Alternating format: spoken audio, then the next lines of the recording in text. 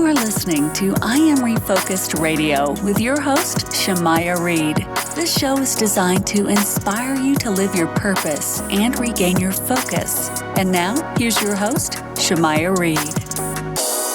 Hey, welcome to I Am Refocused Radio. We are here once again, and man, we have an amazing guest today. We have Chris Dubois. He is a dynamic leadership coach. He is the CEO of Lean Labs. He is also an Army veteran. Wanted to say thank you for what you have done for your country, sir. And we're going to learn a little bit about Chris today, and just not just about his business, but his purpose, his leadership journey, and also his journey in the military and as a veteran. So first and foremost, Chris, welcome to the show. How you doing? Hey, I am great. Thank you for having me. Yes, sir. So, man, let's start out first. A little bit about your background. Like I mentioned in the intro, you serve in the Army. Tell us a little bit about what inspires you to start that journey, and a little bit about, what you learned along the way. Yeah, so this is the fun part. I went to my freshman year of college, was working 5 jobs to try paying for everything out of pocket. And I went to my parents' house, start cleaning out my bedroom for stuff after that freshman year. And I found a note that I'd written to myself when I was in 6th grade or something that said, hey, you're going to join the Army. You're going to be an infantry officer, go do all these cool things. And I kind of realized nothing was stopping me from actually doing that. And so that same week I enlisted, and I went into the Army Reserve and transferred to the University of Maine and did ROTC there. And so I kind of set myself up on the path to, while serving, in the Army Reserve, to become an officer. While I was in that process, I was in a pretty bad hiking accident where I was doing a winter ascent of a mountain. Blizzard swept in, and just to kind of abbreviate that story, I ended up falling off a cliff, fracturing both my ankles, and having to stick it out on the mountain for the night in -70 temperatures. So that was a pretty rough night, as one might imagine. And search and rescue found me the next day, with a body bag, and they were on a recovery mission. So I felt like I had a second chance at some stuff from there, and the healing process, though, was long. I had some pretty severe frostbite that I got from that. Although first doctor wanted to amputate my feet, and I asked for a second opinion, as one does when you're told you're going to lose a body part. And so I got second opinion, said, hey, let's see what happens. I'm only missing part of it, though. So that was a win. But it took about 4 months for myself to be able to walk again. And it was a long journey, but just like being on pain meds, things like that. And so I kind of had to, from there, relearn everything I thought I knew, even about myself, because my character had started to change while I was on medication and everything. But so I did a lot of self-reflection during that time, and was able to get my health back, get my ability to move again, to walk. And I was finally able to convince the Army that I could commission and become an officer. And so became an infantry officer. I got amazing experiences in the Army. I spent 7 years on active duty. Got to work with some of the smartest, just hardest, soldiers and just people that I will ever meet. And so I learned a lot. And during that time, I got to work with a lot of great leaders and a lot of not so great leaders. And I started finding some common threads with the ones that were just extremely successful.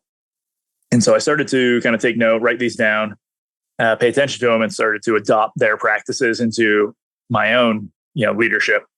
And that's where dynamic leadership started to become a thing, with the idea that, you're never going to have the same team, same situation or anything. So why don't you look at how can we approach this problem rather than stepping in saying, hey, this is how I lead, everyone else change to me. How can you step in as a leader and say, this is how I'm going to change for the situation? And so after that 7 years, when I finally decided to get out, my wife and I had 2 kids. And so we just really want to settle down. And so we moved back to Maine, and I started working for a marketing company. And while working at this marketing company, I was learning how to market. I didn't really have any experience there. And it became pretty apparent quick that I did have a lot of leadership skills that could be useful there. So after 9 months, I became the head of operations. And then after about 3 years, I became the CEO. And during that time, last year, actually, I had a medical issue where out of the blue, one of my legs just swelled up really bad. And so I went to the emergency room. And it turns out that I had a massive blood clot that was taking up, basically the entire thigh, femoral and popliteal veins. And because it was so large, it was a very kind of harrowing event that caused me to need to slow down a lot. I was working long hours. I was doing a lot of like strenuous physical activity, and it really caused me to kind of sit back and just, reevaluate where I was and what I was doing with my life. And I kind of realized through that we don't necessarily know when the end's going to come. And so I wanted to start working towards a passion of mine. And even there, it's really hard to find a passion. But if you can find those like common threads in your life, things that just keep popping up that excite you, I started looking for that, and I realized leadership is that for me.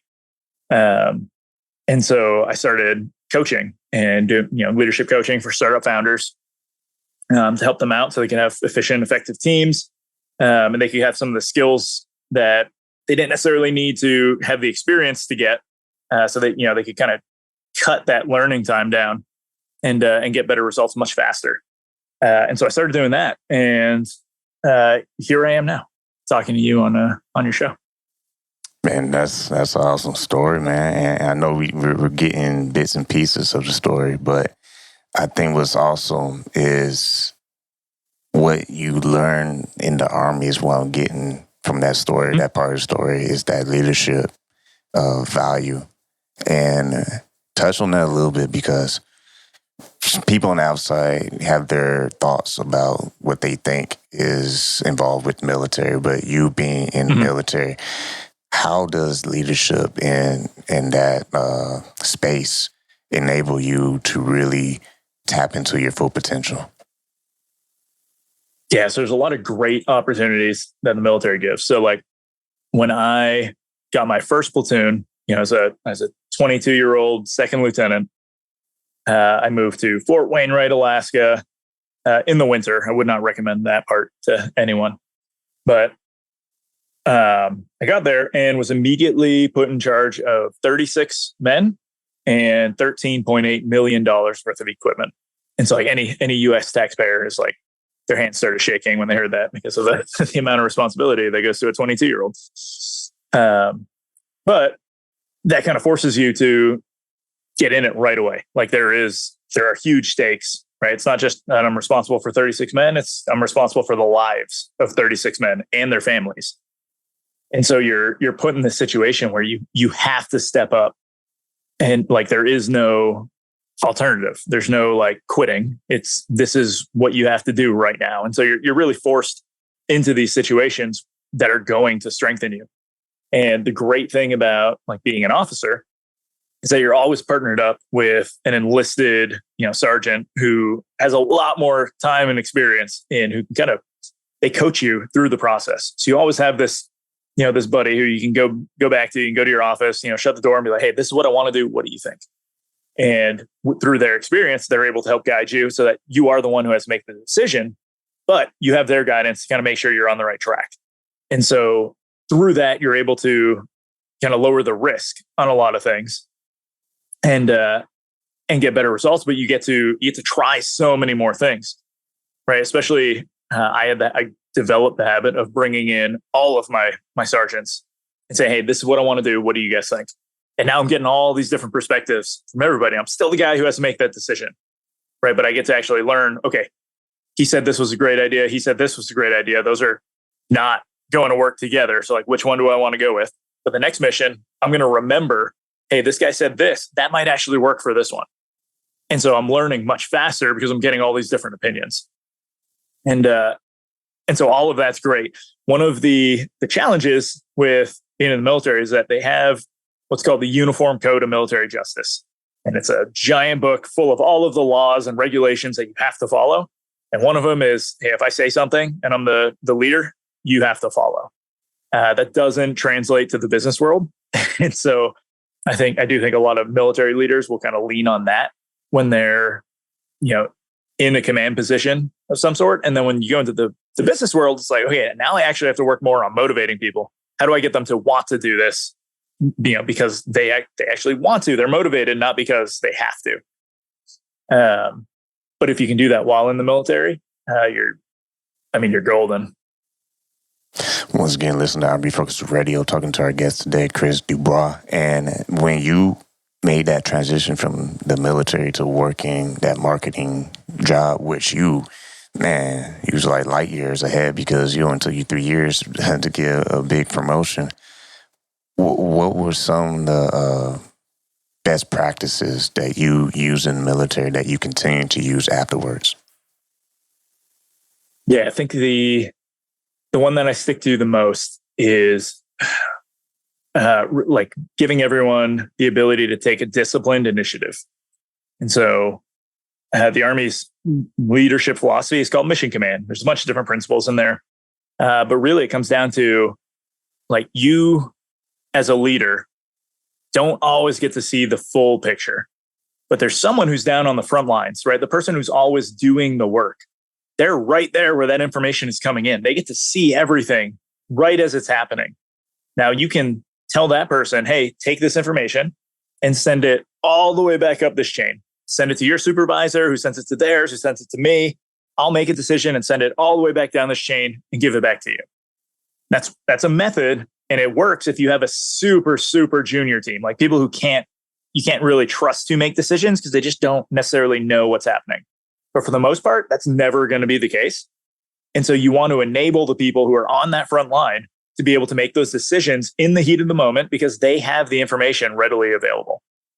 And so I took that, brought it to our marketing company, and it works. The person who's meeting with the client, who's actually, creating that landing page or those blog posts, they should be the one who's able to make that decision. They don't need to come all the way back and go talk to someone, in operations or the CEO to say, hey, what do you think about this? And sometimes that's okay. If they really don't know what action to take, do it. We want to make sure we're doing the best thing for clients. If you can reduce risk, do it. Not every decision has to be hasty. You can be very deliberate in some. But like people will surprise you with what they're able to come up with for ideas. And so if you give them the ability to take initiative and run with it, they are generally going to have a better idea that is more quickly actioned than if they had sent it all the way back to you to make a decision. So I would say that's probably the biggest thing that I've taken from the military that I've been able to apply in the business world.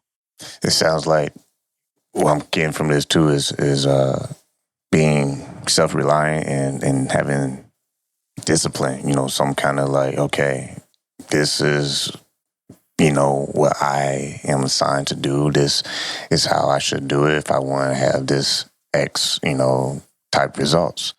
And to have good results, you got to have not just a plan, but you have to have the willpower to do whatever it takes to make that plan succeed to your best ability.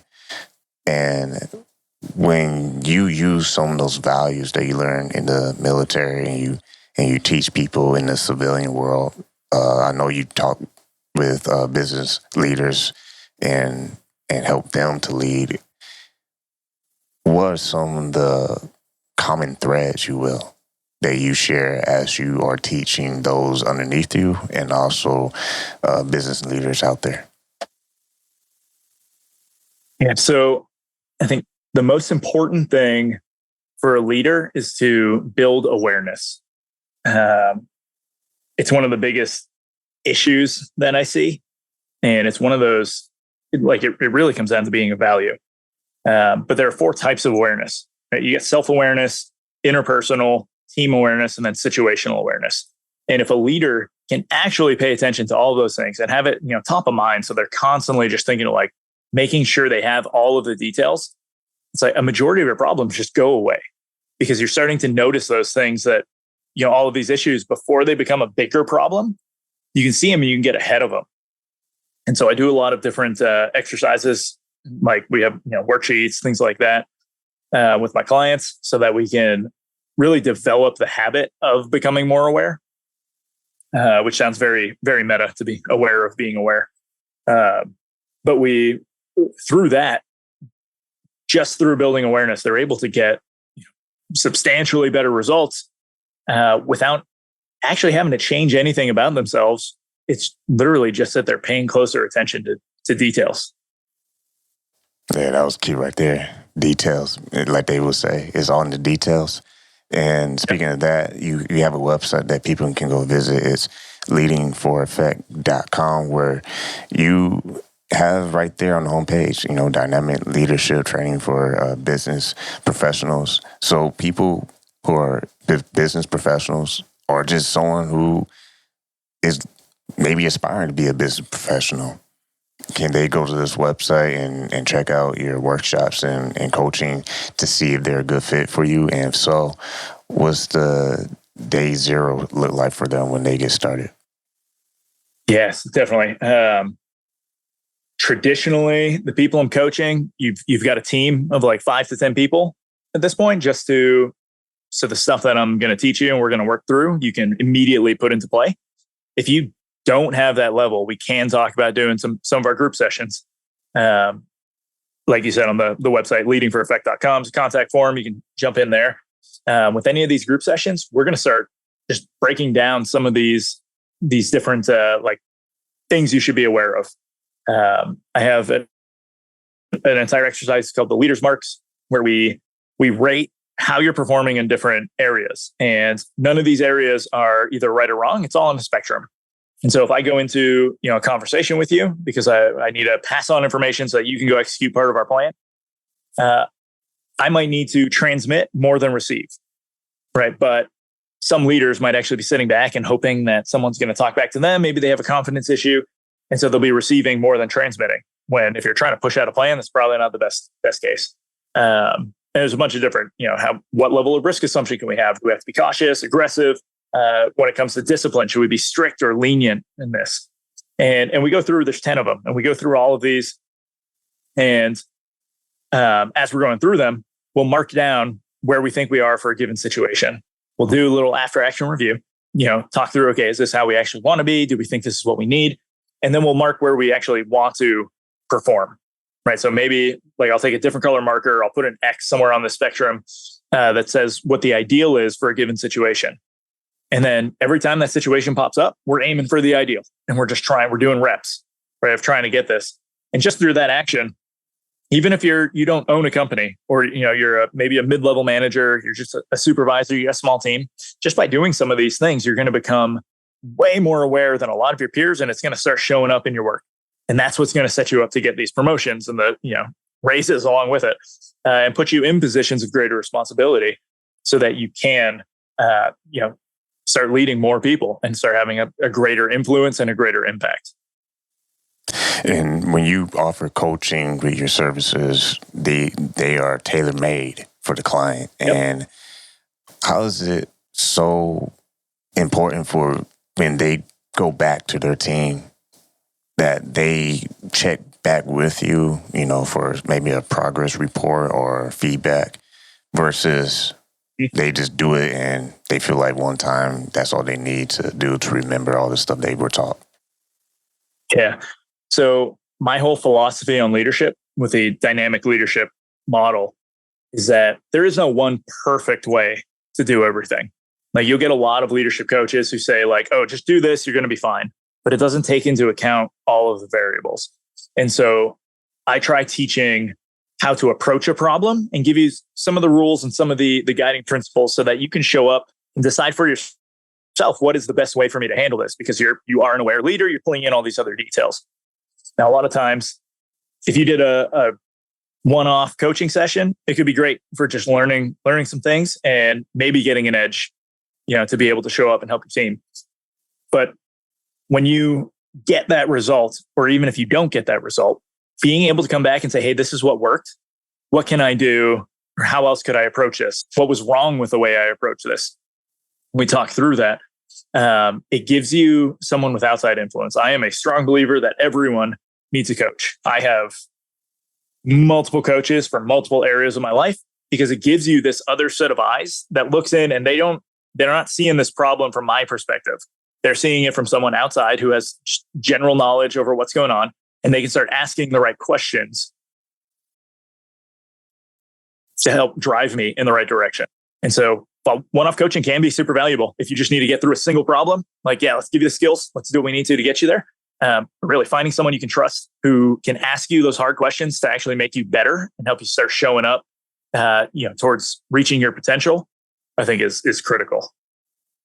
In addition to what you're saying, I will say too, having those people in your life, they're not biased, because we ourselves can be biased. Oh man, I got it together. I'm doing it. And yeah, if you were the outside person looking in, you probably cringe a little bit because you're probably not as big and as sharp and as clear as you think you are. So I think that is very true, that having other people who are qualified, right, to give us feedback, not necessarily our friends, because, friends might be too nice. They may not give you the real perspective because they don't want to hurt your feelings. But someone else can give you what you really need to hear so you can tackle the weak spots that you have. Right. There's a psychological, I don't know what you call it, like thing that people do, where if I'm debating over two options, I will often go ask advice from the person who's going to give me the advice I really want. Right. So if I want to go as a kid, I want to go skateboarding, and I know my mom thinks it's super dangerous, and I'm really on the fence though. Like, I don't know, should I go skateboarding? Should I not? I'm going to go ask my dad.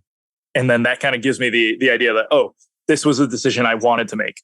And that's a super simplified version. Right. Right. But if you're debating over these big problems in your life, like, is it right for me to punish this employee, or should I, find a way to train them and give them hope for something else? The person that I go ask for advice from is just, as soon as that person pops in my head, it's like, I almost know what decision I want to make from there. And so now I'm not actually debating. I'm looking for like a confirmation bias from whoever's going to give me, that advice back. And so it's better to have a coach who is separate from everything, who's not biased, who can just ask the questions to help me get to the right answer. Yeah. I can only imagine that was the similar process with you in the military. You had, your superiors who were totally unbiased. Their job was to help you to get to your fullest potential. And with that said, you made a great transition from military to civilian world. And for those who are listening, we're in San Antonio, Texas. So as they say, military city, USA here in San Antonio. For those who are currently in the military, but they have that day on the horizon where they're going to transition to, have another job in the future, what basic general advice would you give to those guys out there and women who are preparing to make that transition? Yeah, start planning now. I've wanted to be a leadership coach forever. And since I started in the military and I started getting great results, I had the fortune or misfortune, I'm not sure yet, because I was an officer. You don't just finish your contract and get out. You have to apply to get out. It's called an unqualified resignation. And the Army has the ability to say, no, you're not getting out yet. And so they told me, no, you're not getting out twice. So for 2 years, you can only apply once a year. So I had to wait another 2 years. And it was only on my third attempt I was able to actually get out. And so in that time, I was researching. I was like, okay, what do I want to do when I get out? How can I show up so that I'm actually able to perform in the business world, not just because I was a leader, like, believe it or not, being an infantry officer, running around, shooting things, blowing stuff up, jumping out of airplanes. Not a lot of that translates to the business world. And so you have to find those skills that you can leverage. But organizations work completely different, right? There is no just perfect hierarchy in the business world that syncs up with how the Army is run. And so, while it can be close, it's really good to get your hands on something in the business world. Take some classes on business. The Army has some great programs to be able to get tuition assistance, things like that. Take some business classes. Just learn more about the environment you're about to go in, the same way you would learn more about a battlefield before you enter, right? It's just another area of operations that you're moving into. Collect the information that you can, and then you're going to show up and you're going to be ready to win the battle.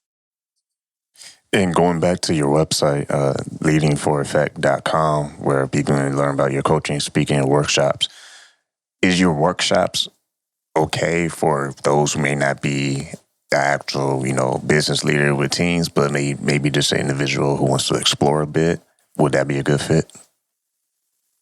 It could be. So the workshops are normally hosted by an organization. And so it could be, a company says, hey, I want to train up all of my mid-level managers on this topic. And I'll show up and I'll facilitate that workshop to be able to ensure everybody's getting trained up.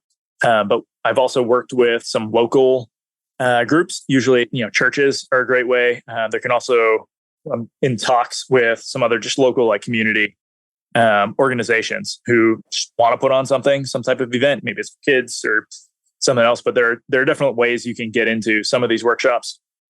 So if you see one or I'll start posting event updates. Then, if you can get in, I think it's a great way to just start learning more about how you can show up better as a leader. That's perfect. So basically, if someone, maybe they're not managing teams, but they are involved in their community and church, they can help organize an event through your website and maybe have a workshop at the church or, some kind of center somewhere. So that's awesome. One thing I'll ask too, as we wind this down, for those who have more questions and they want to go to your website, leadingforeffect.com, and they contact you, what was something that they can expect as far as that process? Yeah, so I'm going to ask a lot of questions back at you to try getting enough context so that I can give you a great idea on what the next step should be. Not everyone who reaches out to me is a great fit for what I actually offer, but I do want to make sure you're getting some help. I have a pretty extensive network. And so I might actually know someone who would be a better fit for you, as a coach, as for facilitating a workshop for you. And so I'm going to ask a lot of questions, and we're going to make sure that, if we are going to work together, it's going to be a great fit so that I can make sure I will get you results, as close as you can guarantee results in the leadership space. Otherwise, we're just going to make sure you still get what you need to keep progressing, in your career and your path as a leader. Once again, talking to our guest today, Chris Dubois. You can go to his website, leadingforeffect.com.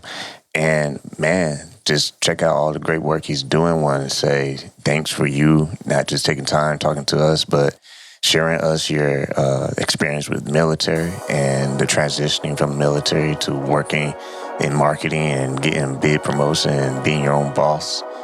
Thank you for your time, Chris. Thank you. I appreciate it.